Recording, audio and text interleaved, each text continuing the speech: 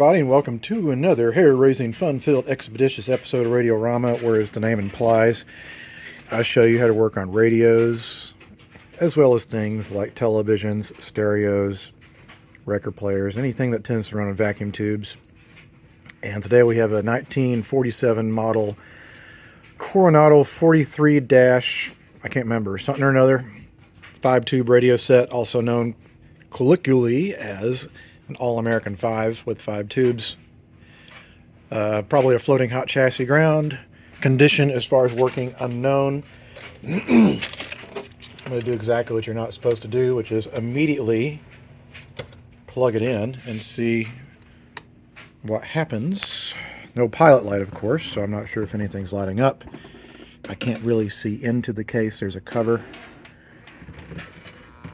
Whoa! Alright, that's all I need to know. That little bit of hum means that the filter caps are bad. I'm looking at the case. We have some cracking going on here. We got a crack here. It goes all the way up to there. We'll have to repair that. The paint is shot, so it needs to be probably repainted. We've got some rust here. It's probably been some more damp. So we'll need to take it apart and see what's going on the inside and determine what needs to be done. But very minimum, it needs to have the filter caps replaced so that we don't have that awful AC hum. Well, this is about as simple and basic as they come. It's a very, very classic, typical AA5. We have 5 tubes. Don't even look at the bottom here. Let's see what we have in here. It's a tiny copy. What does that even say? Let me take my glasses off. 35Z550L612SQ7, blah, blah, blah. Yes. Very typical All-American 5. It's about as basic as they get. The speaker's not rubbing. It's in good shape. And what do we have here? It looks like we have a replacement electrolytic that's probably from the 50s or 60s. And as far as the very important 2 chassis grounding cap, that's this guy. That's huge, 0.1 tenth of a microfarad. That's going to chassis ground. That obviously needs to be replaced. There's very little to replace here. We have 2 electrolytic capacitors here, and then 3, 4, 5, 6, 7, 8 paper caps. Not much to write home about. This will be an easy one. I say that even though probably what will happen is I'll jinx myself. Like I said, we need to paint this guy because it looks like crap. These guys, they're essentially friction clips. You got to be real careful with removing them. What you generally want to do is lift up on one side, get your screwdriver underneath there and lift. I'm not going to do this because what will happen is it will come flying out of there. I'll never see it again. You got to keep your hand over it while you're loosening it so it doesn't come flying out. We'll get to that later.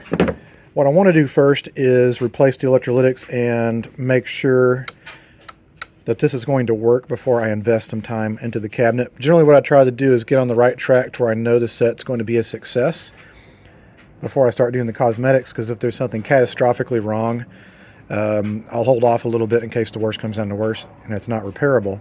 I don't think that's the case here. I think this is a straightforward recap job. Should be out the door, in the next couple days or so.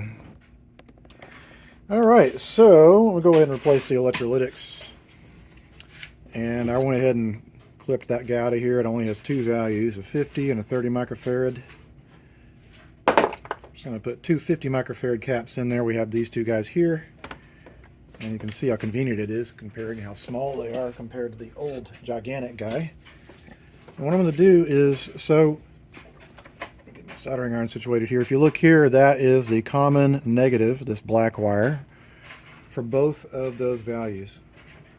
So you just have to kind of figure out what is a convenient place to stick things and what will create the least amount of work.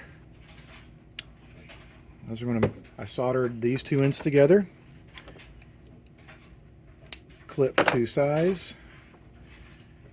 It's generally not a great idea to put your caps over or underneath a tube, especially if it's a output or rectifier, which that is not. This is a IF or RF related tube. Probably not going to generate a lot of heat, but still, I'm going to face the electrolytics away from that,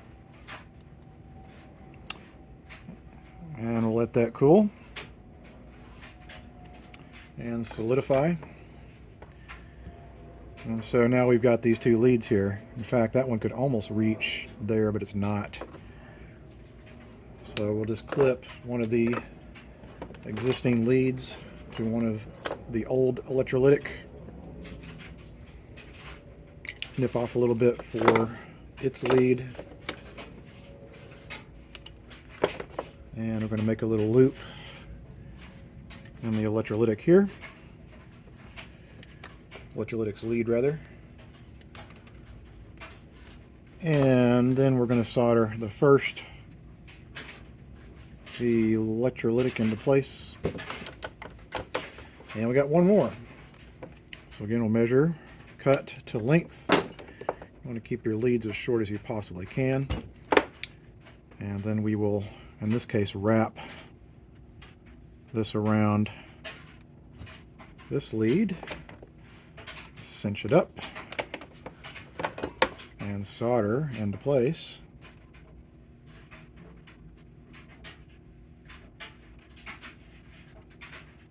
And let that solidify. Clip that. Okay, the electrolytics are replaced. So now we can test to see if we have restored radio functionality. I noticed a few of these tubes are a little loose. Let's wiggle them, make sure they're in their sockets properly. There we go. Power up. Seeing if I've got filament. It's hard to see. I do. It's just these tubes are dirty.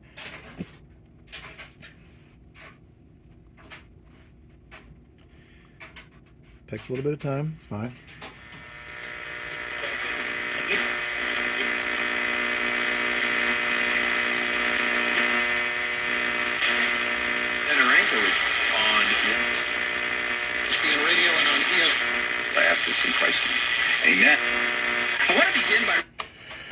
Radio probably needs an alignment. Now granted, I'm not going to do it until I replace all the caps. That means adjusting these two guys. And if it's real bad, sometimes you have to get something out called a signal generator. Usually I do it by ear. I know a lot of people disagree with that method, but it does work in a pinch. I do have a signal generator. But in the meantime, what we need to do is replace the rest of the capacitors.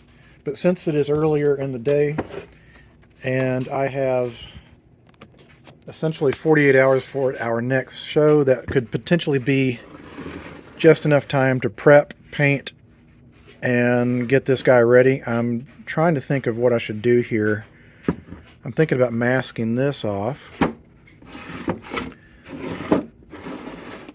If I was better at masking, I'd mask this off too. I don't know. Let me get the metal out of here. I need to get all that rust off of there too. I think that might have been felted at some point and all the felts come off. I'm just going to remove the rest of the felt and it'll be metal mesh. That's fine. Well, I've decided this should have a two-tone paint job. There's just a lot going on in the cabinet, and to paint it a plain color would be kind of boring. So I think what I'm going to do is the trim, which is the line work, is going to be kind of this ivory color, which is pretty close to what the set came in, and then the rest of it's going to be another color. I haven't decided which. It's going to be blue, red, or yellow. We'll find out later. Okay, so the undercoat and the primary, well, the secondary white trim has been done. I just painted the whole radio because figured first coat will do, well, the white coat will do a good job of not only covering up some of the cracks and scratches, but then when I come across with the secondary color, that'll be adding even more paint, which should smooth out some of the unevenness. The crack has mostly disappeared that I filled in with glue. Also sprayed the screen. The knobs are going to be the secondary color. That'll kind of add a nice sort of pop, a little bit of contrast. I did one of these before, and I can't remember exactly how I did it, but it did look good, and I think I need to search back in my brain how I painted this last time. All right, it's time to replace the rest of the capacitors. Like I said, we have about 7 or 8 capacitors here. With 3.05 rated microfarads. It says they're right here, rated at 600 volts, even though we know the voltage will never get close to that. I buy 630 volt rated caps. That's just a common value. This is a 0.005 microfarad cap. This is, of course, the to the ground cap that needs to be replaced with the correct type of capacitor. And then we have this guy, and what value are you? That's going to the tuning condenser. I'll find what out that value is later. And what is this guy? 0.02 rated microfarads. Very basic radio. The cord is in surprisingly good shape, and I do believe it is the original. So whatever rubber they used in this did not self-destruct like a lot of these did, where there was some sort of chemical reaction over the years. So I think we're good with the plug that's on it. Don't need to replace that. So again, this is a very basic set. There is one thing I need to look at, which is some of these guys would have the first pin of the tubes going to chassis ground, and that is usually the grids off of the 12SA7 and 12SK7. That can sometimes cause a problem, but we'll find out once we replace everything, including the safety cap. We'll do a leakage test, and if it fails, I've got a solution for it. All right, so all the caps are replaced now, including the also important safety cap. So let's test it out and make sure it still works. You never know. Sometimes you miss a part or you miss a connection and things go kablooey or it doesn't work. But hopefully it will still work, which of course will save me a lot of headache. Yeah, it's a big deal. So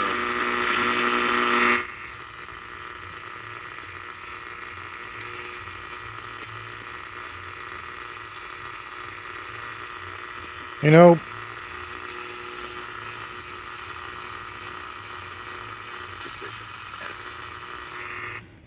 zero sensitivity here. I'm going to do the next most obvious thing, and I'm going to do a tube test for all the tubes, because we could have a bad 12SK7, 12SA7, 12SQ7. Either one of those, especially a 12SK7, could kill my sensitivity. All right, well, we've got a problem here. This thing is not picking up anything at all. So it's either someone really whacked around with the alignment, in which case I've got my RF generator going.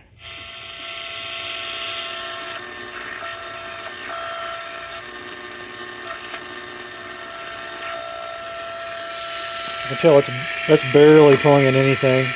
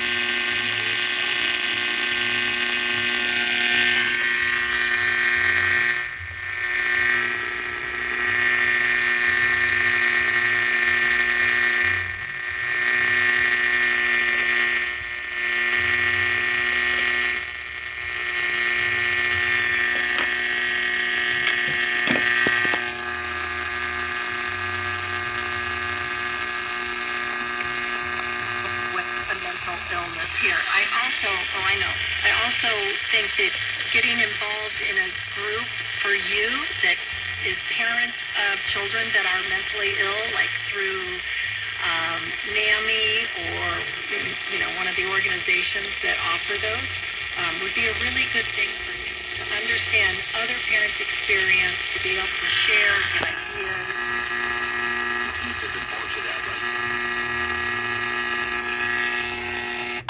Something else is going on here. I need to do some measurements underneath the chassis, see what's going on here. All right, after not finding anything wrong with any of the voltages anywhere, I got desperate and I decided to replace 12SQ7 and 12SK7 anyway, and that made a huge difference.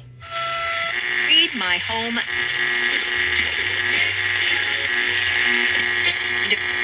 With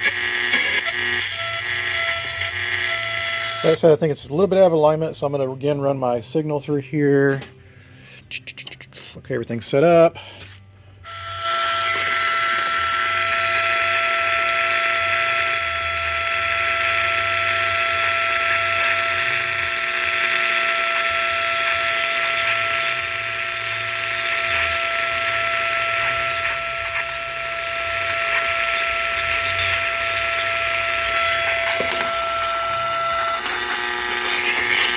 Okay, let's try this. Department of Agriculture.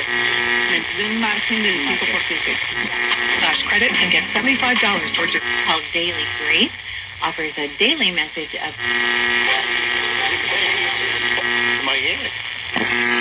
Much better. The other thing too is, by luck, the replacement tubes I put in there are glass.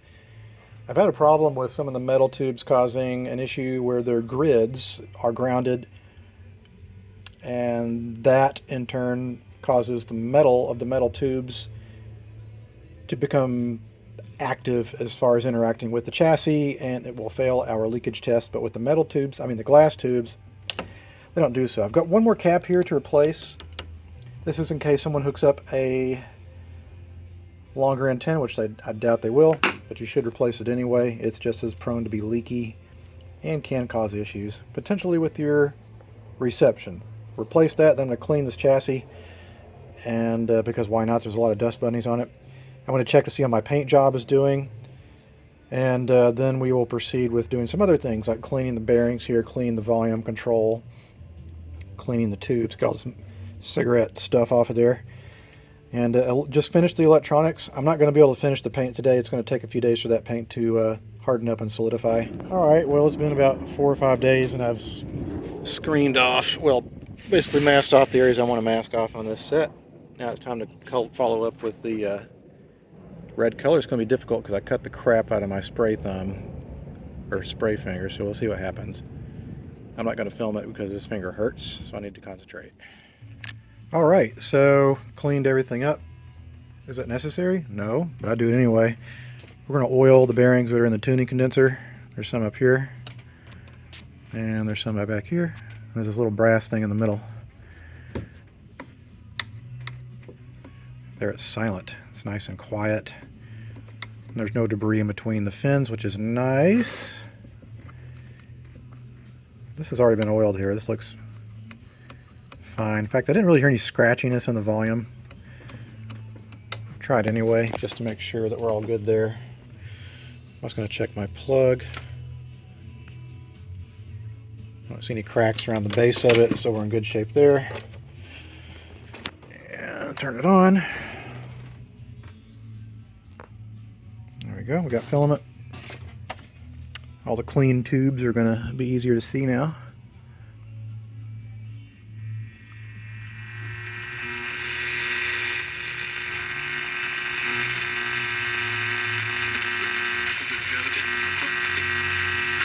Very long and distinguished career.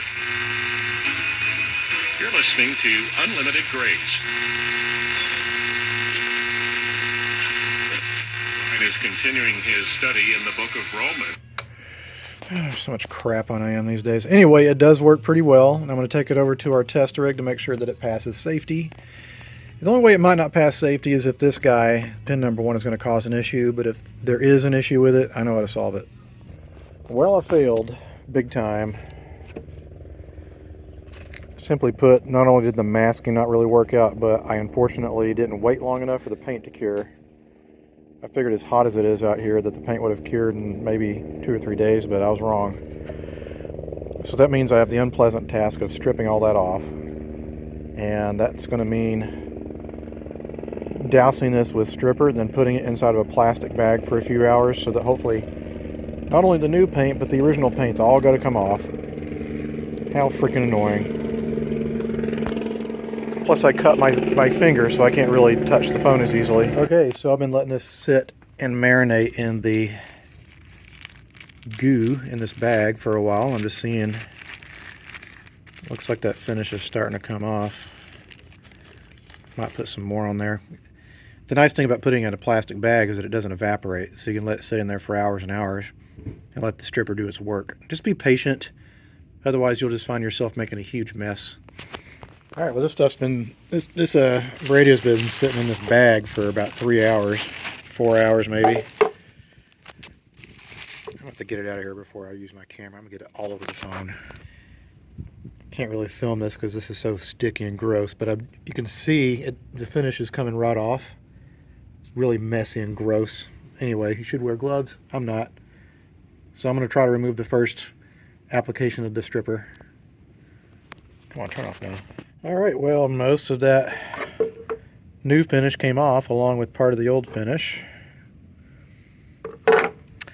So I'm going to coat it again with goo and put it in the plastic bag. It's gross. I hate this stuff. Okay, well I didn't want to put it back in the plastic bag. It was just kind of gooey and gross. So what you want to do is you kind of want to keep the paste moist, because if it dries up, then it's not going to do its work. So what I do is I have a little spray bottle next to it with some diluted, well, it's my window cleaner bottle, and it just, whatever. You want to keep it wet. And probably going to let this sit and marinate for another hour or two. And then I hope the rest of the original paint will come off. Of course, it's a lot older, and it's going to take a long time to break down. But once that's off, we'll have a nice, fresh, new substrate at which I can determine how I'm going to paint it. I'm scared to do a dual paint job again because, I don't know, I'd hate to have to strip again. I've done that before, where there's nothing worse than having to strip a radio 2 times. Alright, so this has been setting, marinating, and stripper all night long and into this afternoon. So I'm hoping when I go to the sink, whatever's left will just come right off. If not, whatever's left is probably not going to come off. If it's been sitting here for 18 hours, it should be done. Alright, well I spent a decent amount of time just absolutely scraping, sanding, and trying to get all that finish off, and whatever they made this finish out of is indestructible. That's all I could get off. Meanwhile, we're undergoing a pretty nasty heat wave here. It's just started the day. It's going to be around 100 degrees over the weekend, and we don't have air conditioning here, so that's going to be all kinds of fun.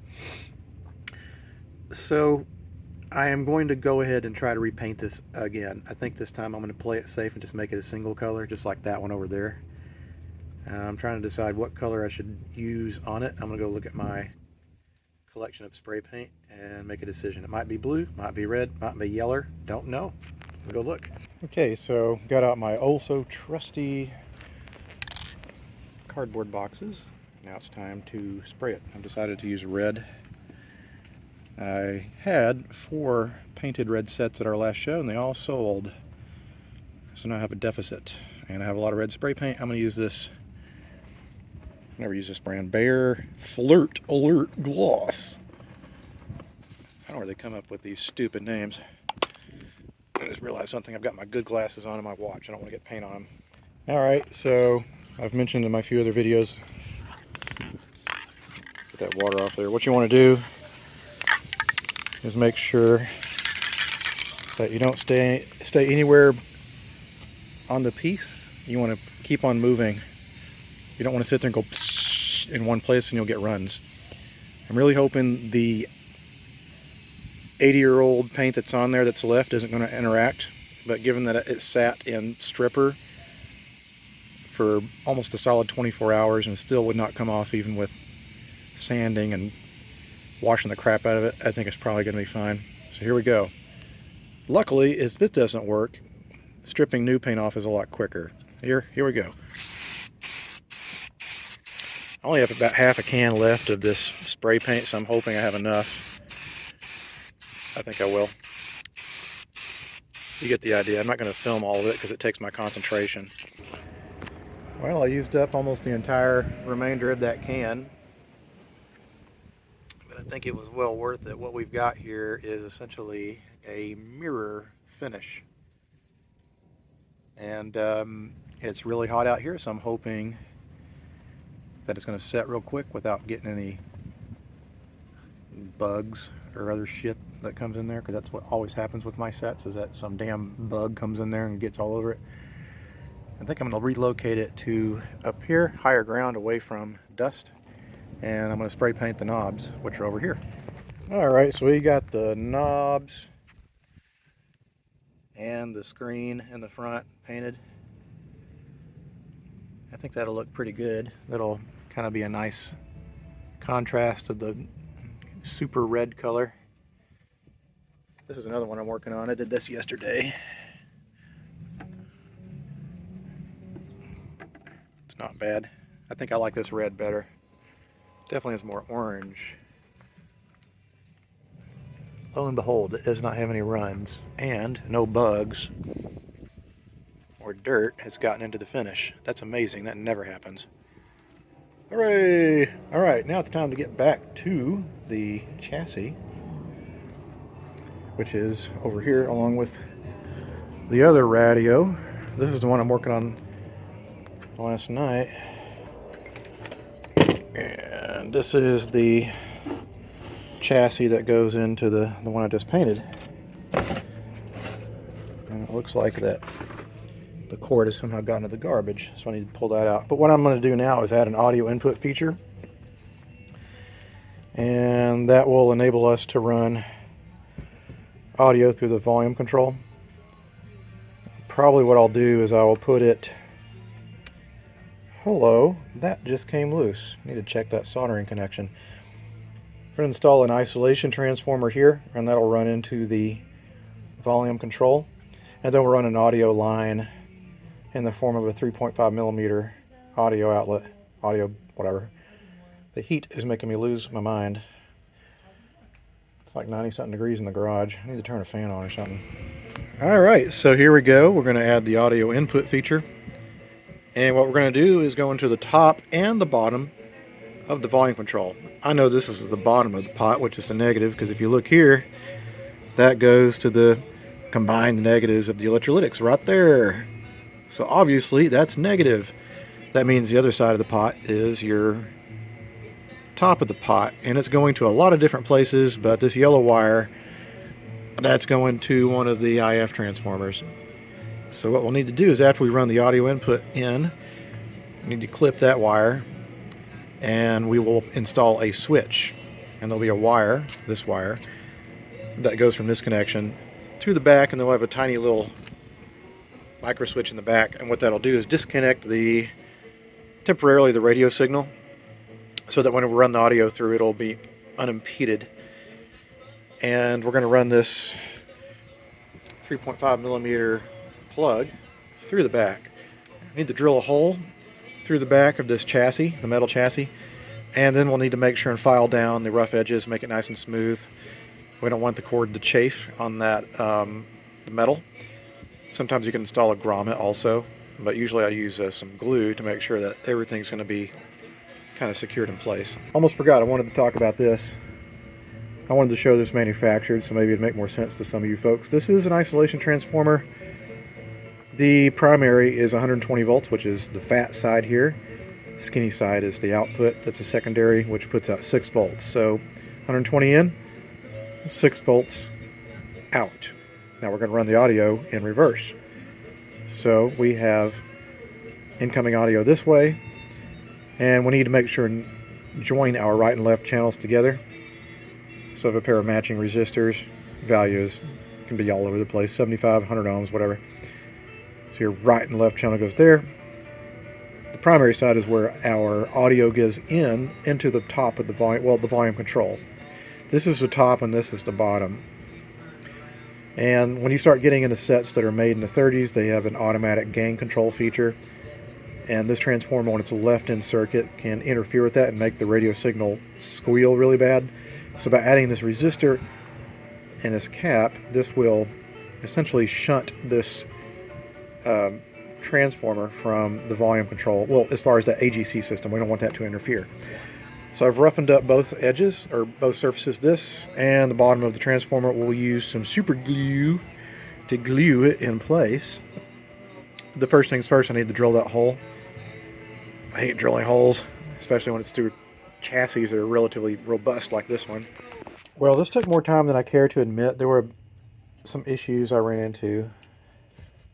Ordinarily, I can just detach one of the leads going to the top of the volume pot, and that works. But in this case, I tried that. I tried many different combinations. Ultimately, what I had to do is make a switch between this mica mold cap, this resistor, and then the other side of the IF transformer. I'm not sure if this makes any sense. I'll need to obviously glue this up or tape it up to make sure it's not going to touch anything. But the good news is, like, now I can switch radio and audio off. Oh, sorry, just dropped my phone. Anyway, the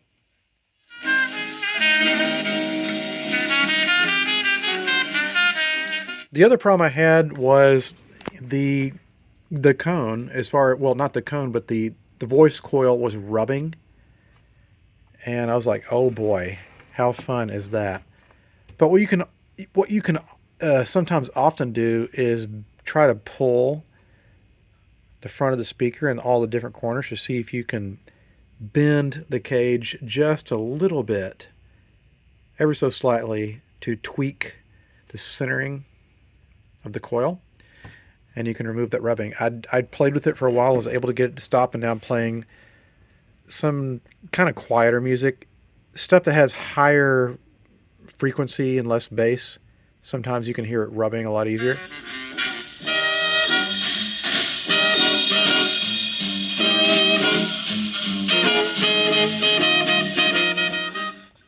That sounds pretty good. The other thing I'm starting to do, which is a little bit more of a challenge, because then we're expecting the speakers to be perfect, is I'm running a different ratio as far as my ISO transformers. I was running 12 volts, basically 120 volts and 12 volts out for the secondary, and now I'm running 6 volts. That winding gives you just a little more oomph, a little more loudness, but it can also mean the speaker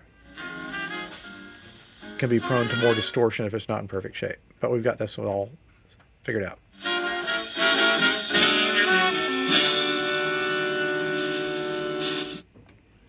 All right, it is reassemblage time. That finish turned out rather nice. That said, I'm going to let it sit for a week after it's assembled, and then I will give it a little bit of a wax job just to even it out just ever so a little bit more slightly. And likewise, here's the knobs and the screen, or the grill or whatever. I'm going to reattach this. Then it's time to put the chassis back in and see if it still works. Turn off the phone.